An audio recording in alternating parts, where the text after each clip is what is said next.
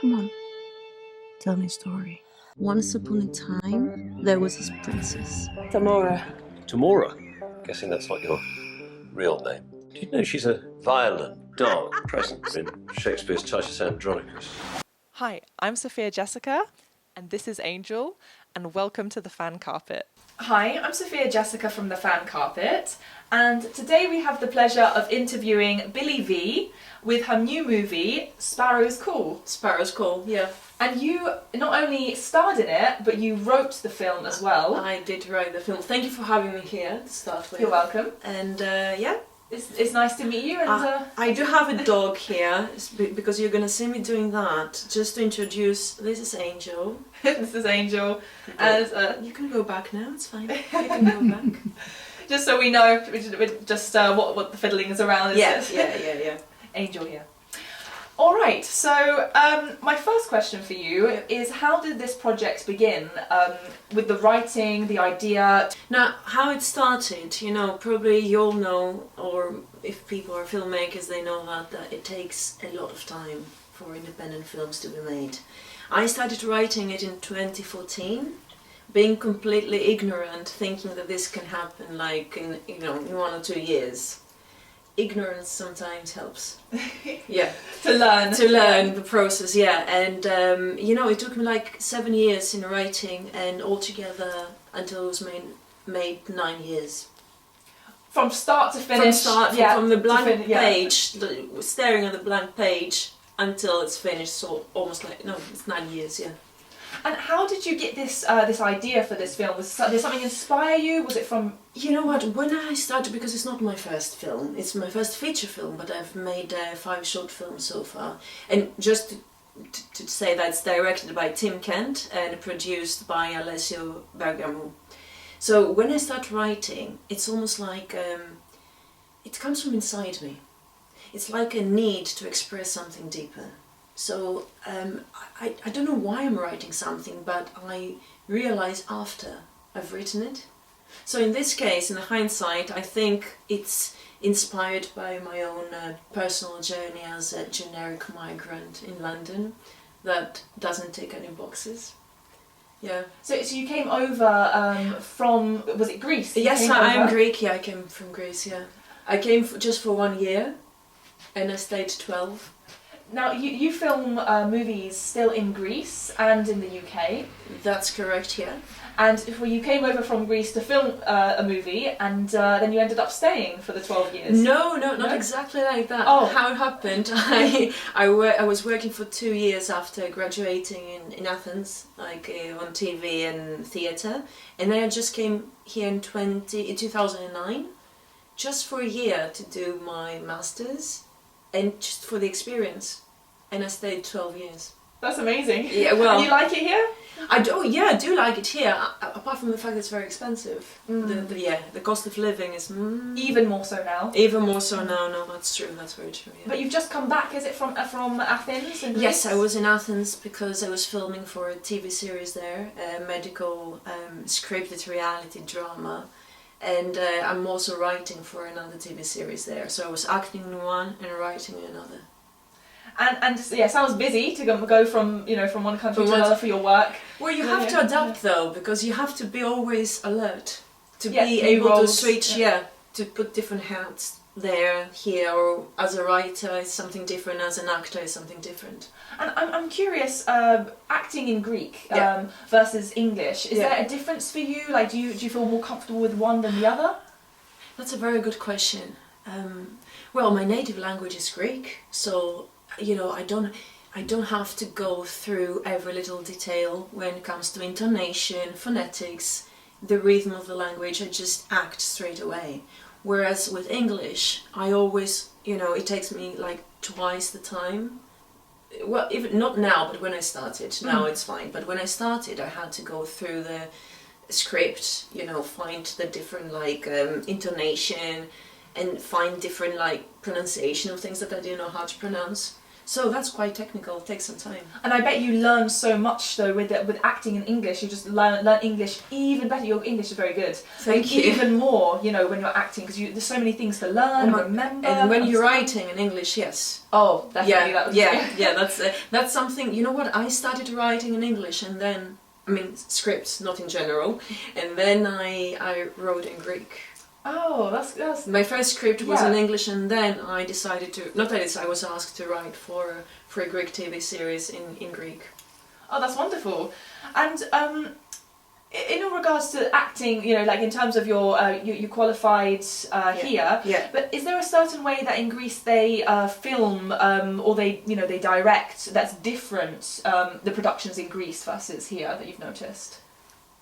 I wouldn't say so. I would say here, because we have agents, it's more, it's through your agent and everything feels more secure. Okay. Whereas in Greece, they do film like almost the same way, so there's no difference actually in the production. But what's different is that you don't have an agent because it's a very small market, so all you have to do is you directly get in touch with the casting director or the director. I see. That's interesting. Yeah. That's interesting to know. And about this film, Sparrow's Call. Yeah. Who is your character that you play in this movie, and tell us a bit about her role. My character's name is Val.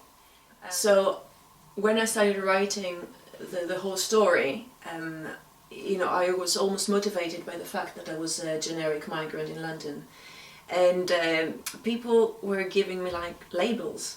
I was being labelled as Greek, foreigner, or exotic. Typecast. Typecast, yeah, which they didn't mean bad, but they couldn't see beyond those labels. So what I did, I took those labels and I molded them into a fictitious character, and that's Val. Val she's Greek, but her nationality remains obscure throughout the film, and she's an exotic dancer. The reason I made her an exotic dancer is because I wanted to show the difference between her and the lead character, Mike, who is played by the wonderful David Buck-Jones. And he's a lecturer of philosophy, so there's a massive difference between those two. Yeah. That sounds very interesting. And how did you prepare for your role as Val, would you say? Well, the main thing that I had to do is pole dancing. So I did, because I wanted to be convincing. What I did was, back then in 2014 or 15, I can't remember, I started going to a studio and attending some pole dancing classes, thinking that I'm going to film, the film is going to be made like in 2 or 3 years.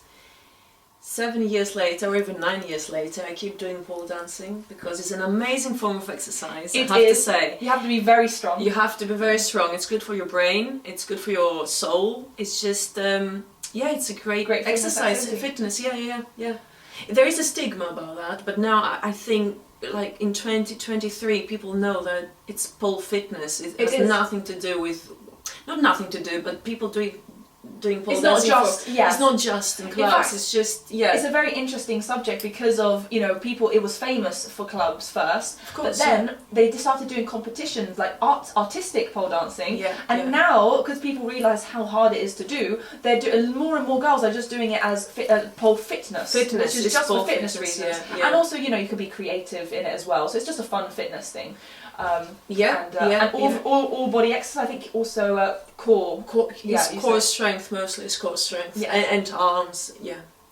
And you mentioned your body changed, I think, earlier. It did after 70. I wasn't doing it every day. I mean, it was like twice a week. Yeah, it's very expensive as well. I have to say that it's quite expensive to go to pole dancing. So it was, it was twice a week more or less, and I could see the difference on my body. And I could see the difference in the other, students that were doing pole dancing, that they changed. Yeah. For the better though, right? For the better, yes, it's for the better. For the better. And so would you say the acting in this movie, you learned anything in particular that you would take with you for future films that you do? Acting-wise? Acting or writing or for any of the process for this, anything new that you learned? Well, because it was my first feature film, as a lead character, I could say that acting-wise I learned how to move from one scene to another, and sometimes we were filming not in order, but we were filming based on locations. So I had to have like the right emotional state maybe, that I had to remember where we are in the story. Yes. And that's quite difficult, that's acting wise. Writing wise, it's really hard to write a feature film. As simple as that. It's nothing compared to a short film. It takes, you have to have the turning points. It's like 95 pages or something. Gosh, yeah, it's a long script and very detailed, I assume. Very detailed. You have to rewrite, you have to adapt, you have to change things. The film at some point was supposed to be filmed in Romania. So I had to adapt the whole script in Romania. Wow, and then it changed as well. And then it changed because it was supposed to be filmed in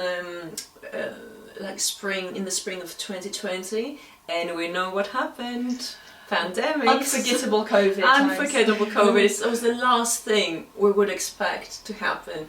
So then it was impossible to control what was happening in Romania, and that's why we brought back the production in London. So you had to readapt a lot of scenes. To start with, it was in London. Then I had to adapt it to Romania, and then I had to bring it back to London.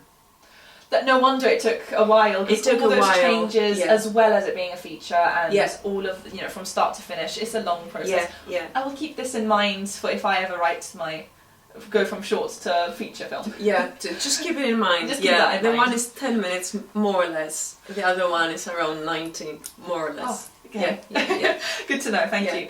And do you have actually, in terms of memories from the film as well, keeping with this theme, do you have any particularly fun or funny or challenging moments that you could that come to mind that you could tell us about, whether it's a scene or post production? I'm just trying to think about that.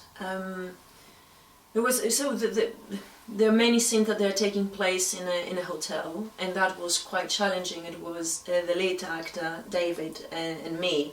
So there was, when you write something down, it makes sense in your mind, but when you start filming it, some things don't make sense. So we had to literally, forget about the script, and I had to forget about the script that I wrote, and improvise for 3 hours. So what happens there in the hotel, it's mostly improvised based on the story, but it's a big part of that's improvised, and that was I think it was a great moment in my life.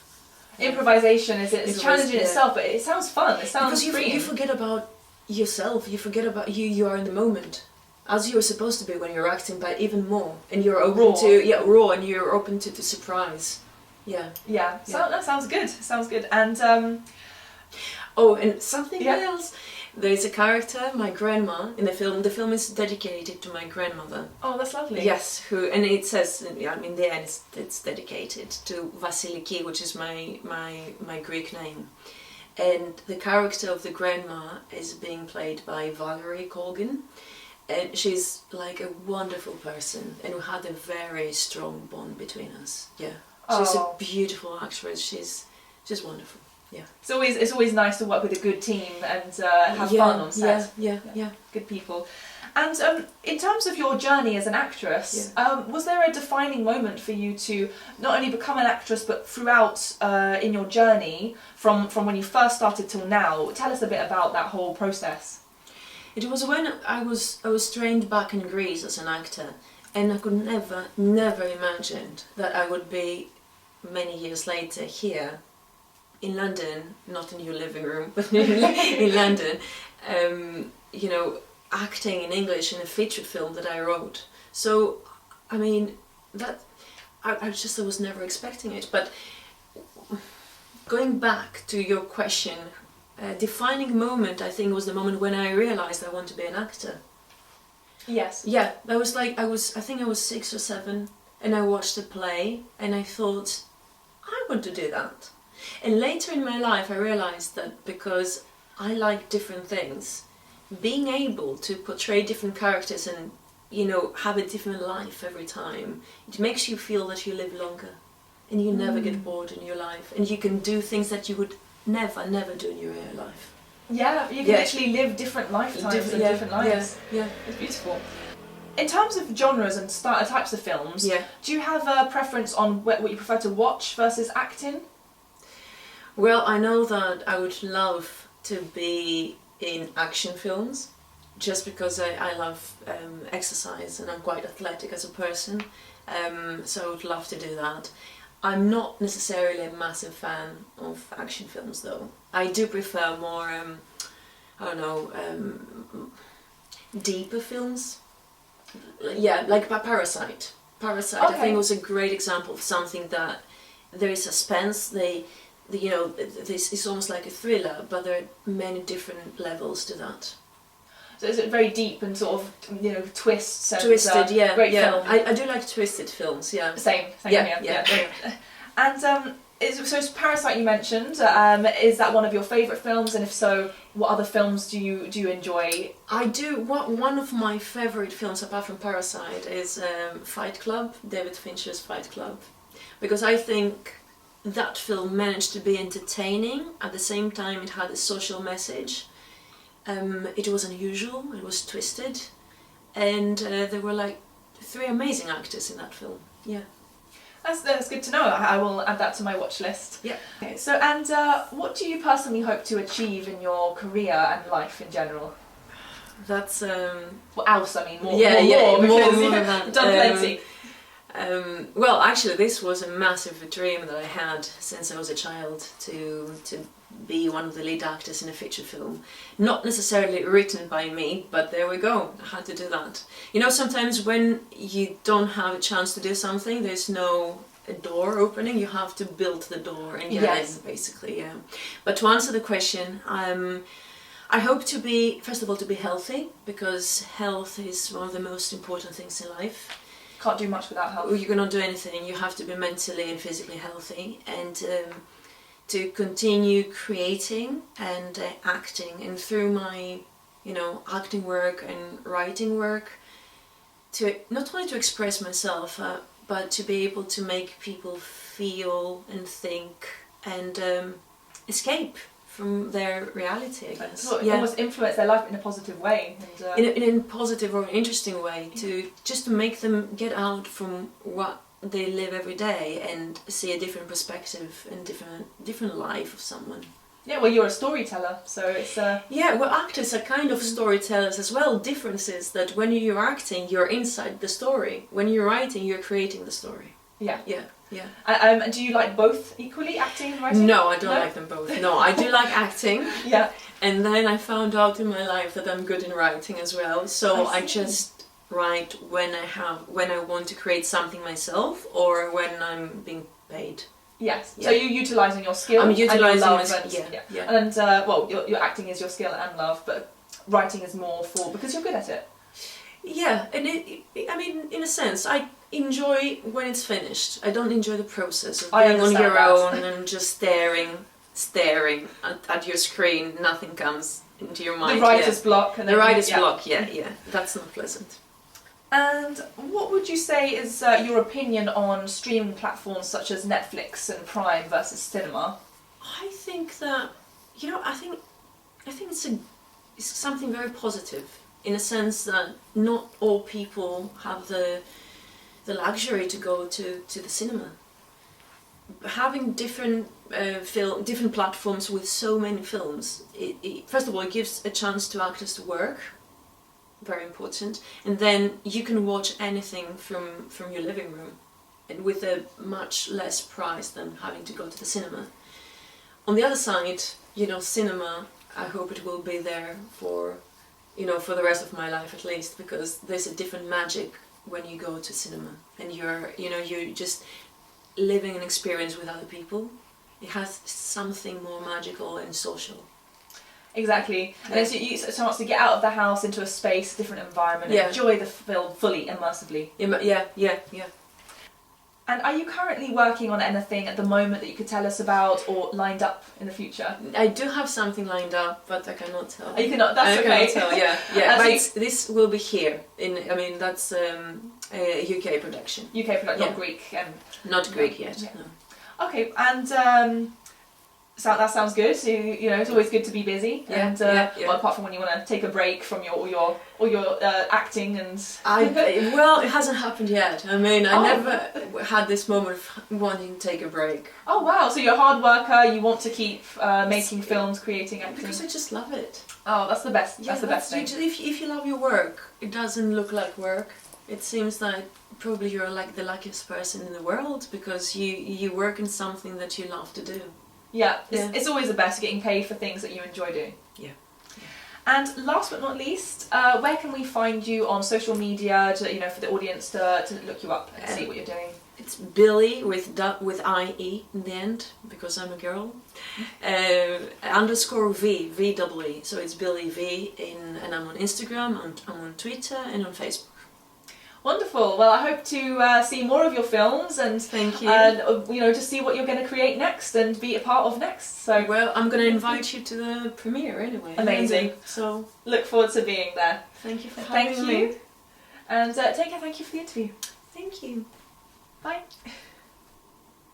Thank you for watching The Fan Carpet. Please follow us on Facebook, X and Instagram for more content. Bye for now.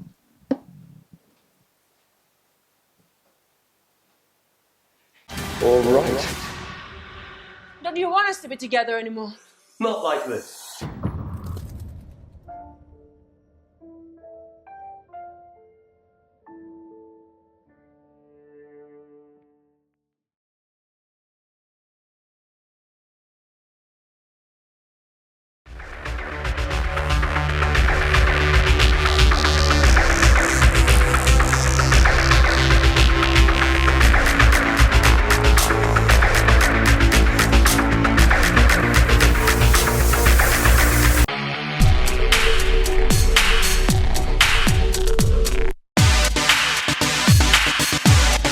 Why don't you show what you can do?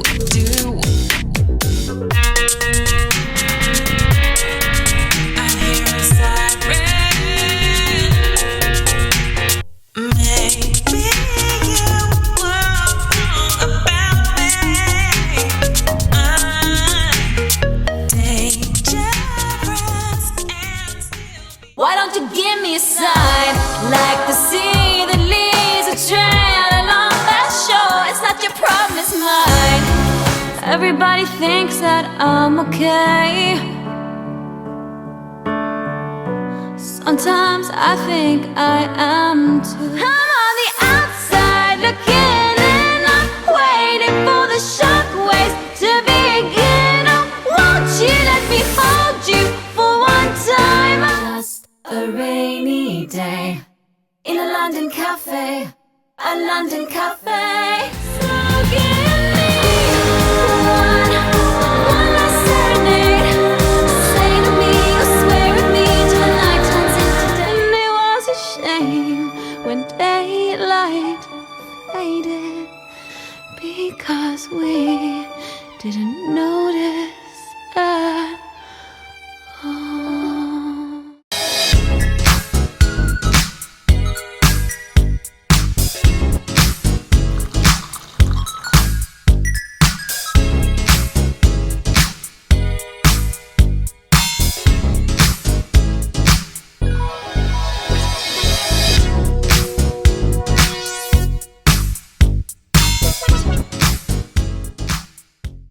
Thank you for watching The Fan Carpet. If you like this video, be sure to click that thumbs up button at the bottom of your screen. And also be sure to subscribe to the Fan Carpet YouTube channels. They're absolutely free and so much fun too. Be sure to check out the official website, thefancarpet.com. Also, you can follow us on Facebook, Twitter, and Instagram to stay up to date with reviews, competitions, the latest news, and so much more.